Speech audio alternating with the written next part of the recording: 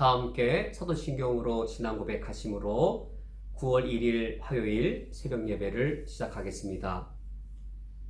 전능하사 천지를 만드신 하나님 아버지를 내가 믿사오며 그 외아들 우리 주 예수 그리스도를 믿사오니 이는 성령으로 잉태하사 동정녀 마리아에게 나시고 본디오 빌라도에게 고난을 받으사 십자가에 못 박혀 죽으시고 장사한 지 사흘 만에 죽은 자 가운데에서 다시 살아나시며 하늘에 오르사 전능하신 하나님 우편에 앉아 계시다가 저리로서 산 자와 죽은 자를 심판하러 오시리라. 성령을 믿사오며 거룩한 공예와 성도가 서로 교통하는 것과 죄를 사하여 주시는 것과 몸이 다시 사는 것과 영원히 사는 것을 믿사옵나이다. 아멘. 하나님 아버지시여, 오늘 하루를 우리에게 주시며 오늘 하루가 다 끝날 때까지 사랑과 능력의 하나님이 우리와 함께 하시오니 감사드립니다. 오늘 하루를 시작할 때에 오늘 우리에게 무거운 인생의 짐들이 있을지라도 또 오늘 우리에게 버거운 여러 사건과 일들이 있을지라도 하나님이 우리와 함께 하시오니 주님으로 인하여 담대함과 평강으로 오늘 하루를 시작하며 마치게 해 주옵소서. 예수 그리스도의 이름으로 기도합니다. 아멘. 오늘 성경 말씀은 사도행전 6장 1절에서 7절까지의 말씀입니다. 오늘 성경 말씀을 제가 봉독해 드리겠습니다. 그때 제자가 더 많아졌는데 헬라파 유대인들이 자기의 과부들이 매일의 구제에 빠짐으로 히브리파 사람을 원망하니 12사도가 모든 제자를 불러 이르되 우리가 하나님의 말씀을 제쳐놓고 접대를 일삼는 것이 마땅하지 아니하니 형제들아 너희 가운데에서 성령과 지혜가 충만하여 칭찬받는 사람 7을 택하라. 우리가 이 일을 그들에게 맡기고 우리는 오로지 기도하는 일과 말씀 사역에 힘쓰리라 하니 온 무리가 이 말을 기뻐하여 믿음과 성령이 충만한 사람 스데반과 또 빌립과 프로고로와 니가노르와 디몬과 바메나와 유대교에 입교했던 안디옥 사람 니골라를 택하여 사도들 앞에 세우니 사도들이 기도하고 그들에게 안수하니라. 하나님의 말씀이 점점 왕성하여 예루살렘에 있는 제자의 수가 더 많아지고 허다한 질상의 무리도 이 도에 복종하니라. 아멘. 오늘 6장 1절 말씀을 보면 그때의 제자들이 더 많아졌다고 합니다. 예루살렘 교회가 수적으로 크게 성장한 사실을 알 수 있습니다. 예루살렘 교회가 이처럼 성장할 때 그 당시 유대인들은 언어에 있어서 크게 두 부류로 구분되었습니다. 유대인들이 히브리인들이어서 히브리어를 사용할 줄 아는 유대인들이 있는가 하면 팔레스타인 땅 바깥에 헬라 문화권에서 태어나서 이 혈통은 유대인이지만 그리고 신앙도 유대교였지만 이 언어에 있어서는 헬라어밖에 사용 못하는 유대인이지만 히브리어를 사용 못한 유대인들이 상당수가 있었습니다.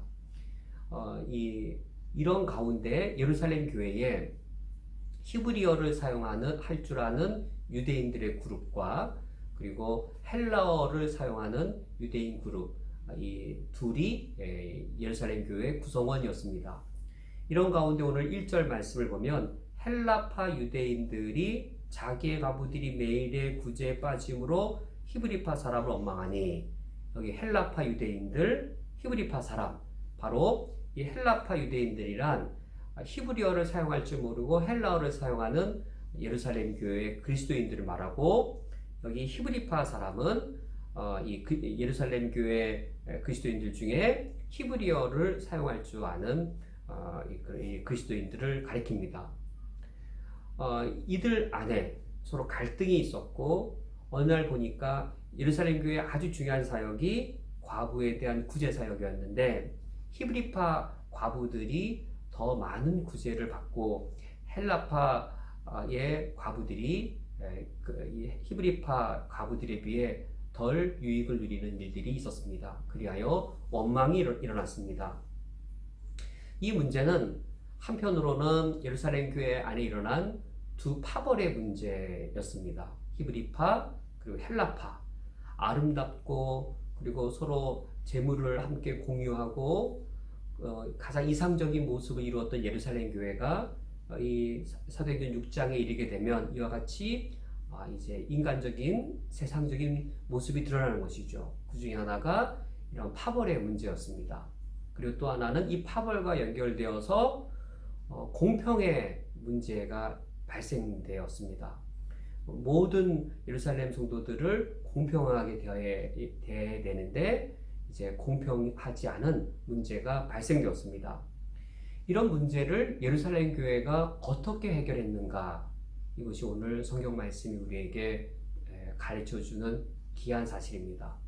교회 안에 파벌의 문제, 교회 안에 공평하지 못한 문제가 발생됐을 때 과연 우리는 어떻게 이 문제를 해결해야 되는가? 이 당시 이 문제를 처음 겪었던 예루살렘 교회는 과연 이 문제를 어떻게 해결했는가? 그 모습을 이 사도들이 잘 보여주고 있습니다. 첫 번째는 이 사도들이 이 구제하고 또 과부를 돕는 일을 하는 일을 사도들이 홀로 할 수 없었기 때문에 이제 그 일을 구제 일을 담당할 이 일꾼들을 세우게 되었습니다. 그래서 3절 말씀에 너희 가운데에서 성령과 지혜가 충만하여 칭찬받는 사람 7을 택하라. 이제 사도 외에 7명의 교회 일꾼을 세워서 과부의 구제를 돌아보는 일들을 하게 하는데 이때 그 7이 누구인가가 중요합니다. 그 7사람이 이름이 기록되어 있는데 5절 말씀 보면 스데반, 빌립, 프로고로, 니가노루, 디몬, 바메나 그리고 유대교 지키던 사람 이교한 안디옥 사람 니골라입니다. 여기 이름들을 보면 이 이름들이 헬라식 이름인지 아니면 히브리식 이름인지 우리도 금방 알 수 있습니다. 히브리식 이름은 예수, 여호수아를 비롯한 예수 또는 베드로, 또 야고보, 이삭, 아브라함 이런 이름들이 히브리식 이름입니다. 헬라식 이름, 필립 이런 이름들이 이제 히브리식이 아니라 헬라식 이름이죠. 스데반, 필립, 브로고로, 니가노로, 디몬, 바메나, 니골라 이 7사람들의 이름을 보면 이 사람들의 이름은 다윗이라든지 사울이라든지 여호수아라든지 이사야라든지 예레미야라든지 이런 식의 히브리식 이름이 아니라 모두 헬라식 이름인 것을 알 수 있습니다.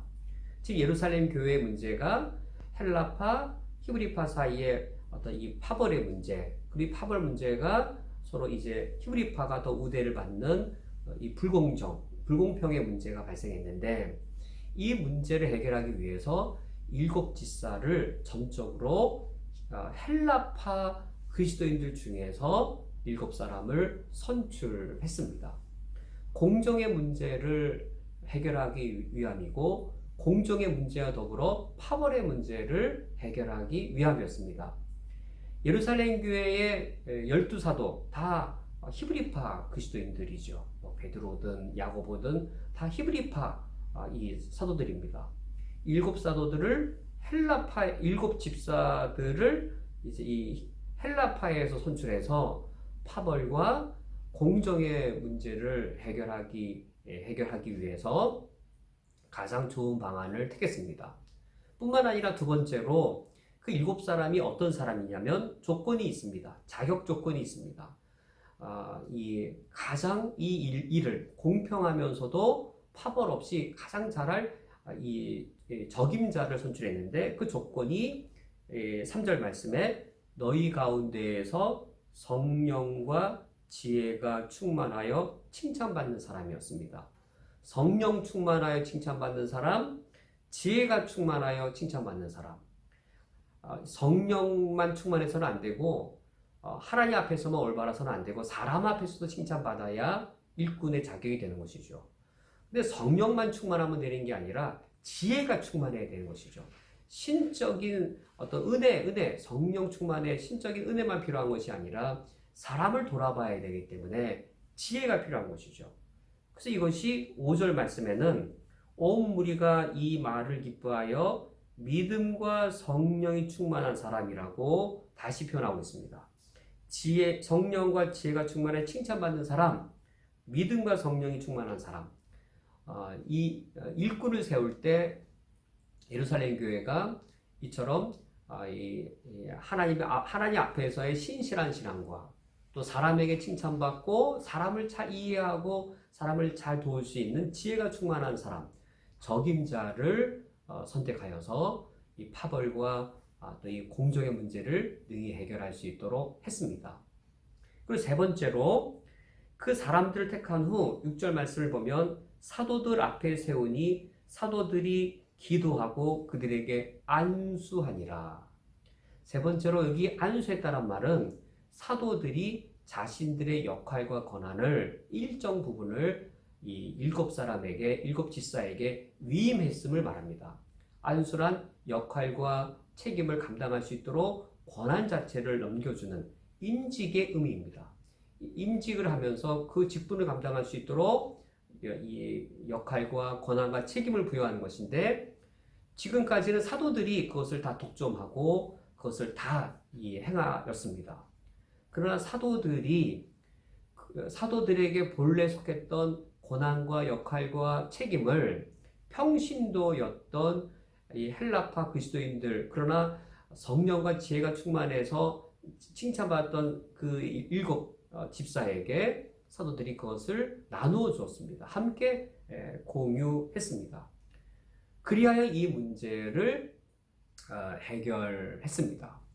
오늘날 우리 현대교회도 참으로 이러한 아름다운 모습을 우리가 본받아야 되겠습니다. 우리 안에 파벌의 문제나 공정의 문제가 있을 때 그 파벌과 공정의 문제를 가장 잘 해결할 신앙과 인격이 갖춰진 사람을 선택하되, 교회의 어떤 누군가만 권력과 책임을 독점하는 것이 아니라 그 지도자로 세워진 모든 사람들, 또 평신도가 지도자로 세워져서 교회를 이끌어가는 그 리더십을 함께 공유하는 것, 이것이 오늘날 우리 현대교회에도 매우 필요한 모습입니다. 그럴 때 결과가 어떠했는가? 7절 말씀을 보면 하나님의 말씀이 점점 왕성하여 예루살렘에 있는 제자의 수가 더 심히 많아지고 허다한 제사장의 무리도 이 도에 복종하니라. 예루살렘 교회가 물론 이 과부 구제에 있어서 그런 문제가, 원망의 문제가 발생했지만, 이처럼 사도들과 예루살렘 교회가 바르게 문제를 해결함으로 오히려 하나님의 말씀이 더 왕성하게 되었습니다. 예루살렘에 있는 제자들의 수는 더 심히 많아지게 되었습니다. 심지어 제사장의 무리, 허다한 제사장의 무리들까지 예수 그리스도의 도에 복종하게 되었습니다. 이 놀라운 역사가 일어났습니다. 오늘 하루를 살아가실 때 우리가 하나님의 뜻에 맞추어서 우리 오늘도 하루를 살아갈 수 있기 원합니다. 우리 안에 파벌과 또는 불공정에 대한 문제가 있으면 하나님의 뜻대로 우리가 오늘 하루를 살아서 우리 삶 속에 하나님의 말씀이 능력으로 역사할 수 있기를 주님의 이름으로 축원드립니다. 함께 기도하겠습니다. 하나님 아버지시여, 역시 하나님의 일은 하나님의 말씀대로 저희들이 순종할 때 하나님이 역사하시는 것을 저희들이 말씀을 통하여 확인합니다. 오늘 하루를 살아갈 때 우리가 어떤 여건과 어떤 처지 속에서 어떤 상황과 어떤 문제를 겪더라도 하나님의 도우심을 누리기 위해 하나님의 원리를 따르고 주의 말씀을 지키게 해 주옵소서. 예수 그리스도의 이름으로 기도합니다. 아멘. 다 함께 주기도로 예배를 폐하겠습니다. 하늘에 계신 우리 아버지여, 이름의 거룩히 여김을 받으시오며 나라가 임하시오며 뜻이 하늘에서 이루어진 것 같이 땅에서도 이루어지이다. 오늘 우리에게 일용할 양식을 주시옵고 우리가 우리에게 죄 지은 자를 사하여 준 것 같이 우리 죄를 사하여 주시옵고 우리를 시험에 들게 하지 마시옵고 다만 악에서 구하시옵소서. 나라와 권세와 영광이 아버지께 영원히 있사옵나이다. 아멘.